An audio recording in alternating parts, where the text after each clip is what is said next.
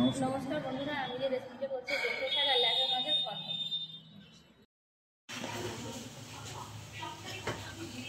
আজকে আমি রান্না করছি বেথে শাক দিয়ে ল্যাটা মাছের ঘন্ট। তার জন্য লাগছে বেথে শাক আমি এই যে কুচিয়ে নিয়েছি, আর এই যে হচ্ছে রসুন, লঙ্কা, চালের গুঁড়ো, আর এই যে ল্যাটা মাছগুলো ভেজে নিয়েছি। এর সঙ্গে মাথা টাথা যেটা ছিল সবই একসঙ্গে ভেজে নিয়েছি। এবার আমি পাশে কড়াইতে তেল গরম করতে দিয়েছি। তেল কড়াইটা গরম হলেই আমি তেল দেব। এই যে আমি বাজার থেকে কচি কচি বেথো শাক কিনে নিয়ে এসেছি। এই বেথো শাক দিয়ে আজকে ল্যাটা মাছ দিয়ে ঘন্ট করব।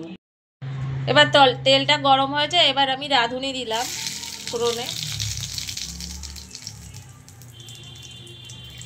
পাশে রাখা কুচানো রসুন দিয়েছি।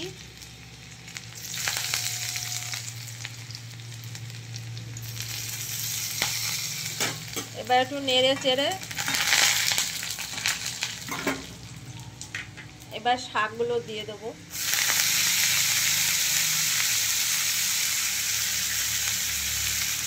লঙ্কা দেব,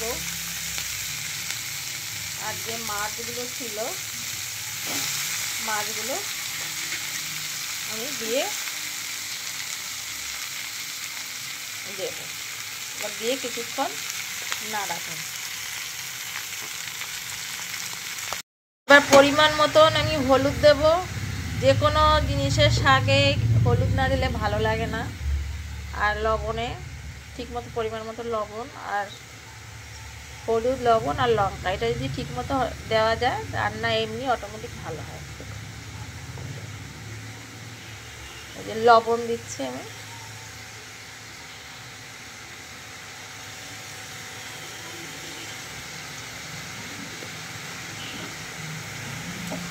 এবার এটাকে আমি একটুখানি জলটা যাতে টেনে যায় সেই জন্য নাড়াচ্ছি। ল্যাটা মাছ দিয়ে বেথো শাকের ঘন্ট, এটা বাঙালদের খাবার, বাঙালদের খুবই প্রিয়।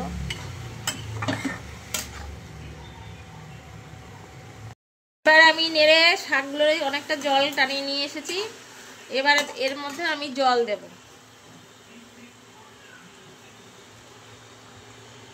যেহেতু ঘন্ট জিনিসটা জল দিতেই হবে।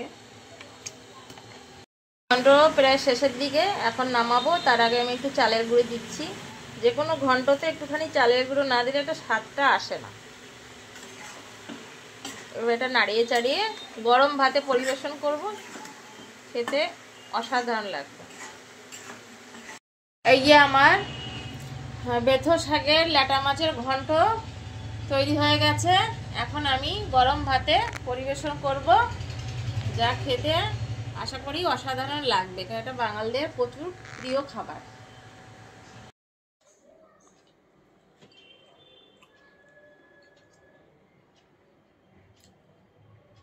এটি একটি বেথো শাকের ঘন্ট। ল্যাটা মাছ দিয়ে বাঙালরা এই ঘন্টটা অতি প্রিয়, অতি সুন্দরভাবে ওরা রান্না করে খায়। এটা একটা বাঙালিদের খাবার, বাঙালদের খাবার। আপনারা এই বেথো শাক উঠে গেছে এখন বাজারে, বেথো শাক দিয়ে ল্যাটা মাছ দিয়ে আপনারা ঘন্ট করে খেয়ে